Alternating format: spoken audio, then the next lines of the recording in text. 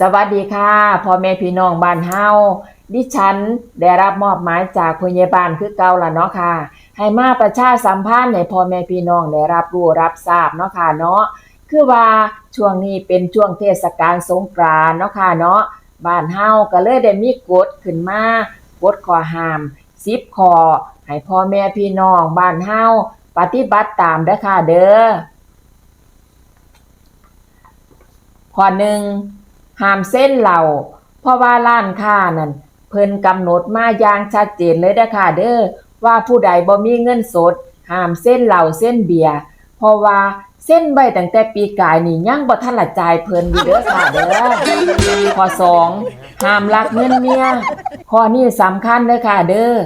อคันผู้ใดลักเงินเมียนี่ถือว่าผิดกฎหมายบ้านเมียเด้อ เวลาคนสิมีเงินสิเราบ่ Why? ข้อสามห้ามแต่งหน้าเกินจริง